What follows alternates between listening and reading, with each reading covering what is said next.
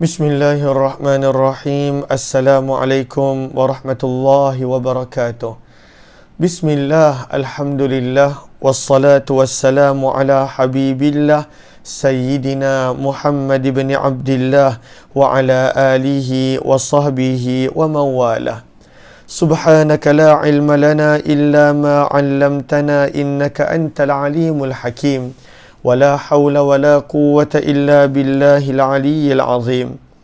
اللهم رب اشرح لنا صدورنا ويسر لنا أمورنا واحلل عقدة من ألسنتنا يفقه أقوالنا. اللهم فقهنا في الدين وعلمنا التأويل برحمتك يا رب العالمين والحمد لله رب العالمين. Alhamdulillah, summa alhamdulillah. Apa khabar sahabat-sahabat semua? Selamat pagi. Salam pertemuan dalam Hayati Quran. Moga-moga dalam pertemuan ini kita beroleh pengajaran, beroleh manfaat daripada kalamullah, dan kita boleh mendekatkan diri dengan kalamullah, dan kita boleh membawa sesuatu daripada kalamullah dalam kehidupan kita, insya-Allah. Ahlan-ahlan kepada sahabat-sahabat semua yang berada di ruang komen. Zimadun, Elvira, Nurazia Mukhtar, Nurhayati Yahya, Galik Spirit, kemudian Zaliha Kamaruddin, Jamila Ihsan, Fatimah Cikmat, Safia Sapian, Ija Rahman, Nurhayati Sulaiman, Yaya Lia, kemudian Ana Sukaimi, Syamsiah Saleh, Norisa Wan Hassan, Salina Muhammad Nur, Muslimah Mahmud, Ana Sukaimi, Hajar Hazai, Saadiyah Hassan, Tuan Nurahim Sharif, dan juga jazakillahu khairah. Terima kasih Kak Jamila Ihsan. Ahlan-ahlan Kak Zuraida Siddiq, dan juga semua sahabat-sahabat yang lain. Pada kali ini kita nak sambung pada muka surat 158 pada surah Al-A'raf, masih lagi pada surah yang ke-7, pada pertengahan ayat yang ke-63. Pada pertengahan ayat yang ke-63. Lalu kita berada pada perbincangan tentang kisah Nabi Nuh alaihi salatu wassalam. Bagaimana pada ayat yang ke-59 Nabi Nuh pada waktu itu mengajak kaumnya kepada Allah. Namun pada ayat yang ke-60 kaum dia pada waktu itu menuduh Nabi Nuh adalah sebagai seorang yang sesat, berada dalam kesesatan yang jelas nyata. Maka Nabi Nuh menjawab pada ayat yang ke-61 dan 62 yang baginda bukanlah sesat, dan pada waktu itu beliau sebutkan 4 sifat yang beliau ada yang menunjukkan beliau tidaklah sesat. Kemudian kita telah baca bahagian awal ayat 63 di mana Nabi Nuh alaihi salatu wassalam menegur kaum dia, adakah kamu merasa hairan lalu kamu mendustakan aku kerana datangnya kepada kamu membawa kerasulan, membawa utusan daripada Allah, seorang manusia. Kamu nakkan malaikat yang datang.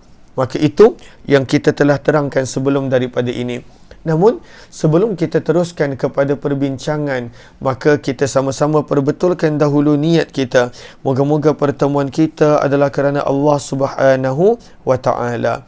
Nawaitu ta'alluma wa ta'lim wa tadhakkura wa tadhkir wa naf'a wal intifa' wal ifadata wal istifada wal hatha ala tamassuki bi kitabillah wa sunnati rasulillah sallallahu alaihi wasallam wad du'a ila al huda wad dalalati ala al khair ibtigha'a wajhillah wa mardatihi wa qurbihi wa thawabihi. Amin amin ya rabbal alamin. Amin amin ya rabbal alamin. Maka pada ayat yang ke-63 Nabi Nuh berkata kepada kaum dia, kita dah baca, kita baca balik terjemahan. Awa'ajibtum, adakah kamu merasa hairan? Lalu merasa hairan sehingga mendustakan. Sebab itu disebut di sini wal makna akadzabtum wa ajabtum. Lalu adakah kamu merasa hairan? Merasa hairan sampai mendustakan. Lalu kamu pada waktu itu tak nak beriman. Kamu ingkar dan menolak pada waktu itu kerasulan aku, risalah yang aku bawa. Maka Nabi Musa menegur kepada kaum dia, adakah kamu merasa hairan bahawa ja'a telah datang kum kepada kamu, zikrun peringatan, mir rabbikum daripada Tuhan kamu, ala rajulin minkum melalui seorang lelaki daripada kalangan kamu. Lalu kamu merasa hairan, Nabi kenapa bukan daripada malaikat? Kenapa mesti manusia? Dan kita dah baca semalam ayat daripada surah Al-Mu'minun, di mana pada waktu itu mereka berkata, kenapa Rasul daripada kalangan manusia? Lalu sebenarnya Nuh ini yuridu an yatafaddala alaikum, dia sekadar nak nama, dia sekadar nak kedudukan, sebab itu dia mendakwa dia Rasul. Lalu itu adalah alasan-alasan yang diberikan oleh orang musyrik Mekah ketika mana mereka tak nak beriman. Maka pada bahagian yang kedua ayat 63, bahagian pertama itu kita telah terangkan sebelum ini. Maka Nabi Nuh alaihi salatu wassalam terangkan kenapa Allah hantar beliau sebagai Rasul. Maka kata Nabi Nuh alaihi salatu wassalam, maka sebab yang pertama adalah liyunzirakum. Lalu Allah hantar Nabi Nuh sebagai Rasul dan semua Rasul-Rasul yang lain. Sebab yang pertama adalah liyunzirakum. Li terjemahannya adalah supaya, agar. Li supaya, agar. Yunzira untuk memberi peringatan. Kum kepada kamu. Lalu itu tujuan yang pertama. Nabi Nuh dan juga para Nabi yang lain dihantar untuk menjadi Rasul. Supaya dapat memberi peringatan kepada kaum tersebut. Lalu itu yang pertama. Yang kedua, sebab yang kedua, pada waktu itu firman Allah, walitattaku. Wa terjemahannya dan, li terjemahannya supaya, agar. Tattaku, kamu beroleh takwa kepada Allah. Lalu tujuan yang pertama untuk memberi peringatan. Yang kedua supaya menjadi orang-orang yang bertakwa. Dan tujuan yang ketiga, maka pada waktu itu diterangkan, wala'allakum turhamun. Wa dan la'alla, moga-moga, kum kamu, turhamun beroleh rahmat. Maka pada penghujung ayat yang ke-63 ini, maka selepas Nabi Nuh menegur, kenapa kamu nak merasa hairan yang utusan daripada kalangan manusia, bukan daripada kalangan malaikat. Maka Nabi Nuh terangkan kenapa beliau dihantar menjadi Rasul dan kenapa Rasul dihantar. Maka Rasul dihantar untuk memberi peringatan. Liyunzirakum, untuk memberi peringatan. Maka peringatan tentang apa? Peringatan tentang azab dan siksaan Allah. Peringatan tentang apa? Peringatan tentang bahaya dan kesan daripada melanggar dan melakukan maksiat. Melanggar perintah Allah, melakukan maksiat kepada Allah. Maka itu adalah tugas para Nabi. Daripada sini juga kita belajar bahawa manusia itu memerlukan peringatan. Manusia itu memerlukan peringatan. Maka sebab itu kita jangan marah bila ada orang memberi peringatan kepada kita. Apabila ada orang menegur kita, janganlah pada waktu itu kita terus melenting. Sebab manusia memang perlu peringatan. Para Nabi dihantar untuk memberi peringatan. Para Rasul dihantar untuk memberi peringatan. Lalu bila ada orang tegur, kita dengar dulu, kita dengar dulu. Kalaulah benda itu baik, maka pada waktu itu kita terima. Kalaulah benda itu kurang baik, maka pada waktu itu kita tinggalkan. Jangan pula bila pada waktu itu orang tu tegur saja kita dah melenting. Padahal benda itu baik. Padahal memang kita pada waktu itu yang silap. Kita yang perlu untuk diperbaiki. Maka daripada perkataan liyunzirakum, seperti mana kita nampak manusia itu memerlukan peringatan. Dan untuk peringatan, Allah menghantar manusia yang lain yang terpilih, para Nabi alaihi salatu wassalam. Maka menjadi pengajaran yang pertama untuk kita bahawa sebenarnya kita pun perlu peringatan. Kita pun perlu peringatan. Dan untuk memberi peringatan kepada kita, kadang-kala Allah hantar seseorang. Allah hantar seseorang. Lalu jangan pula kita reject peringatan tersebut, teguran tersebut. Maka sama kita dengan kaum Nabi Nuh dan kaum-kaum yang lain. Kita pada waktu tu tak nak terima teguran tersebut. dan juga tak nak terima pada waktu itu nasihat tersebut. Padahal teguran dan nasihat itu datang daripada siapa? Datang daripada Allah Subhanahu wa taala melalui perantaraan manusia. Maka itu pengajaran yang pertama. Kemudian dalam tafsir Al-Wasit disebut, manusia apabila pada waktu itu dia terima peringatan, barulah seperti mana turutan pada ayat 63 ini, barulah datangnya takwa.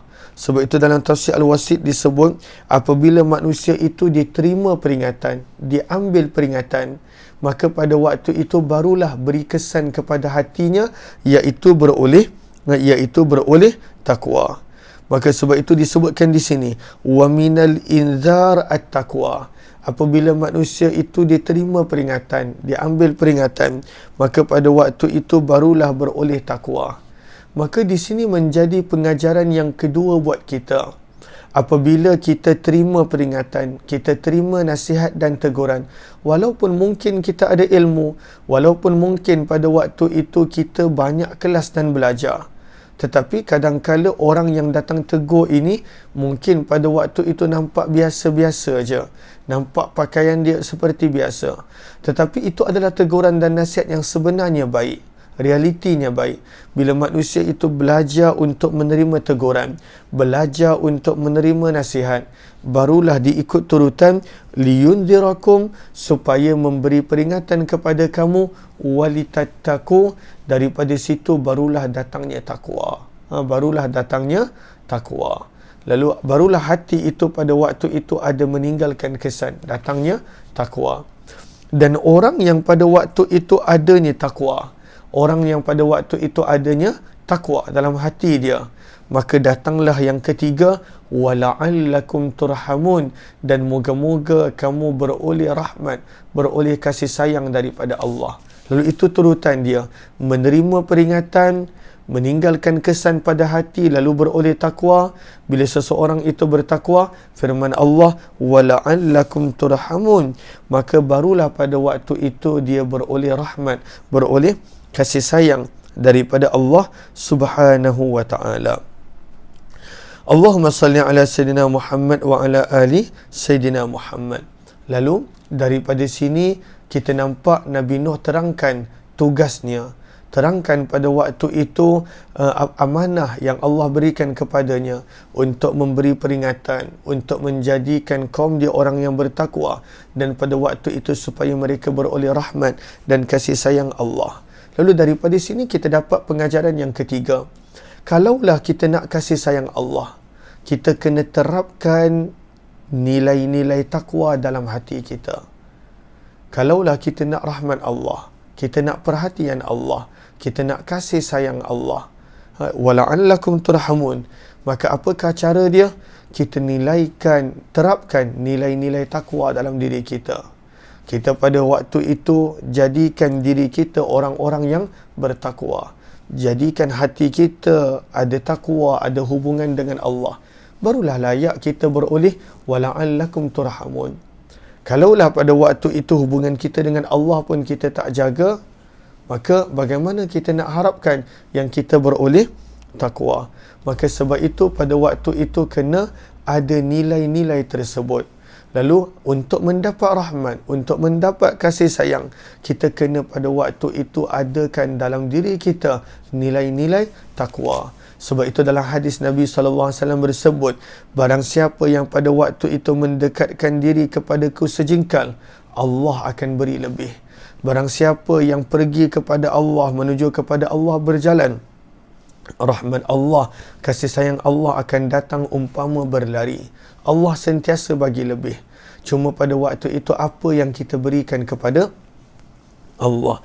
Lalu sebab itu pengajaran yang ketiga, untuk mendapat wala'allakum turhamun, untuk mendapat rahmat, kata para ulama dalam tafsir Al-Wasit, pada waktu itu kita mesti ada walitattaqu, mesti ada takwa. Maka pada waktu itu apakah balasan kaum dia? Apa jawapan kaum dia? Apabila Nabi Nuh pada waktu itu, Allahumma salli ala Sayyidina Muhammad,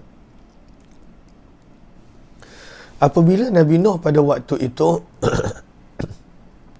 minta maaf, Allahumma salli ala Muhammad. Kadang-kadang tonsil saya ataupun bahagian sini dia bengkak. Lalu sebab itu kadang-kadang ada sedikit sebanyak masalah.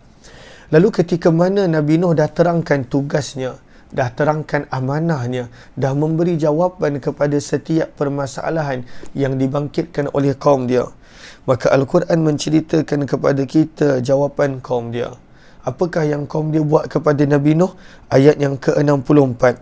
Fakadzabuh, maka mereka mendustakan Nabi Nuh. Allahu Akbar. Mereka mendustakan Nabi Nuh.